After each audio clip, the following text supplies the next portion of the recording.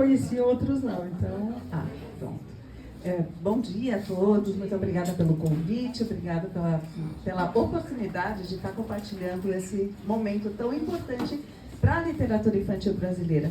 Ouvir o Otávio foi um prazer, eu me emocionei aqui, eu quase comecei a chorar, tive que me conter aqui, porque foi muito importante, eu acho que... E o seu depoimento com relação a mostrar esses livros mostra a importância da leitura para a criança. O que é a formação do leitor. E você, veja que você se autoformou. Porque eu acredito nisso, a criança também vai se autoformando porque ela vai se descobrindo. E eu posso dizer que para mim foi muito semelhante. O primeiro livro, eu sou de família hispânica, meus pais são chilenos. O primeiro livro que eu ganhei na minha infância foi um livro de poesias de Gabriela Mistral. Eu sou apaixonada por poesia, então o primeiro, eu sou formada em letras, né? E eu fiz mestrado e doutorado na poesia infantil de Gabriela Mistral. Isso na década de 80, quando a poesia infantil era vista como algo menor. E infelizmente ainda existe gente que fala isso da literatura infantil como algo menor e que não deve ser levado a sério. Eu sou absolutamente contrária a isso, tanto é que nós estamos aqui e isso mostra, né, o quanto essa percepção é equivocada. Então, depois de fazer mestrado e doutorado em Gabriela Mistral, eu continuei contando histórias. Eu trabalhei na Rede Vida de televisão, eu contava histórias, né? Eu fazia recontos de histórias bíblicas para criança, a partir de objetos, né? Depois eu fui trabalhar, a gente, né, tem uma vida profissional um pouco diferente às vezes, e eu fui ser professora de universidade, mas o sonho de continuar com a literatura infantil nunca se extinguiu.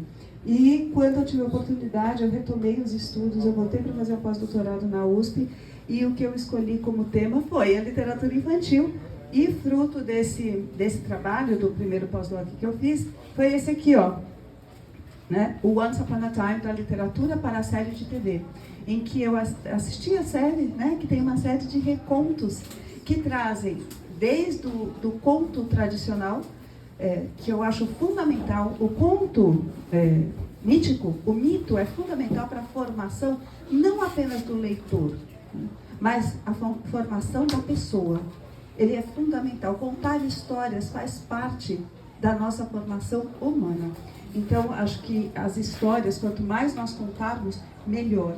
Mas mais nós temos a formação de uma pessoa, né? Enfim, tentando que a autodescoberta seja constituída como tal. E, bom, a partir de então, né, eu estou no grupo de pesquisa lá da USP, esse foi o primeiro livro que aborda especificamente literatura infantil, além da Gabriela Mistral, que foi a tese de mestrado, doutorado, saíram muitos trabalhos em função disso, narrativa folclórica, outras leituras semelhantes, e eu nunca deixei de querer escrever para a infância. Acho que a escrita para a infância, para mim, eu tenho muita facilidade para escrever textos teóricos. Eu publico muito texto teórico. Mas era um desafio, porque tudo que eu escrevia, né, para a criança, eu achava, não é isso. Eu acho que o texto infantil, ele precisa ter uma qualidade e uma precisão de palavras, do mesmo jeito que escrever para adultos. É o mesmo desafio. E mais ainda, a gente tem o desafio da ilustração.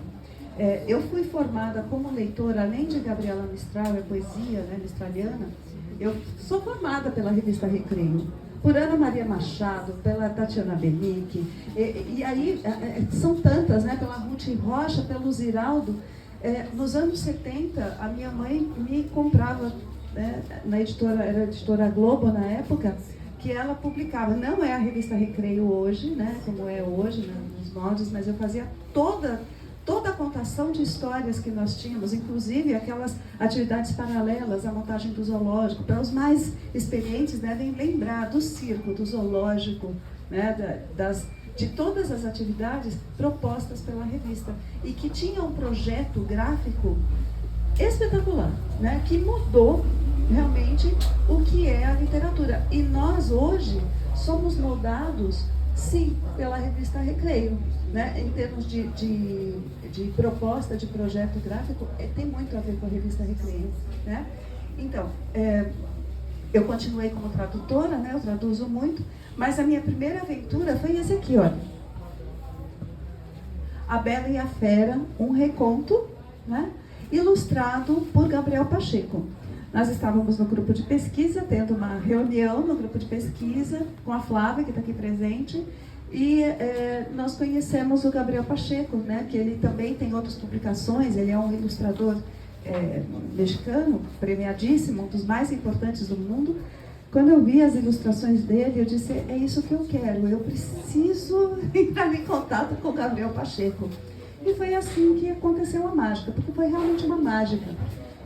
Eu sempre admirei a história, já no Once Upon a Time, mas também a história de A Bela e a Fera, ela é muito singular no sentido de que ela é a única das princesas que se move por moto próprio, ou seja, ela tem uma motivação, ela não espera príncipe, ela toma suas decisões, ela é dona do seu destino.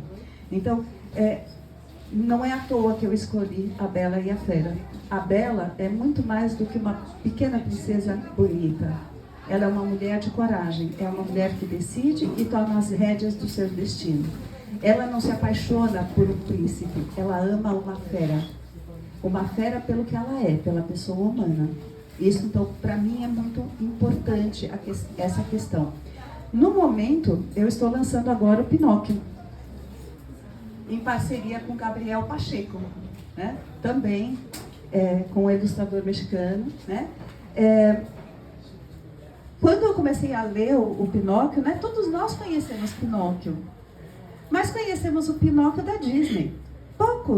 Poucos, a não ser aqueles, claro, que têm uma ascendência italiana, que conhecem Carlo Collodi, ou que têm uma ligação com a literatura, mas, em geral, as pessoas conhecem a versão Disney, que é muito diferente da versão de Collodi. Então, é um pouco assustador quando a gente toma contato com o texto original. Vamos lembrar que os antigos textos, por exemplo, A Bela e a Fera, ela foi escrita por uma mulher, né? Primeiramente por Madame de Villeneuve, e depois a segunda versão, que é a que fez sucesso, isso no século XVIII, no movimento chamado Salão das Preciosas, foi escrito por Madame Beaumont. A minha versão é mais aproximada à versão de Madame Beaumont, que é muito diferente da Disney. Né? Não dá para pensar que Disney é sequer parecida com a versão original. E a mesma coisa eu proponho para Pinóquio. Pinóquio não pode mais ser, ou pelo menos na minha opinião, por favor, né? Eu não quero dar soluções feitas, acabadas, acho que não é isso que significa a leitura, né? A literatura é bem aberta e precisa ter interpretações múltiplas, é isso que faz a riqueza da literatura. Mas a minha proposta, acho que caiu. A minha proposta de Pinóquio é justamente não fazer de Pinóquio como tendo o sonho de ser um menino de verdade. Ele quer ser uma pessoa de verdade. Parte daí, isso faz toda a diferença nesta versão.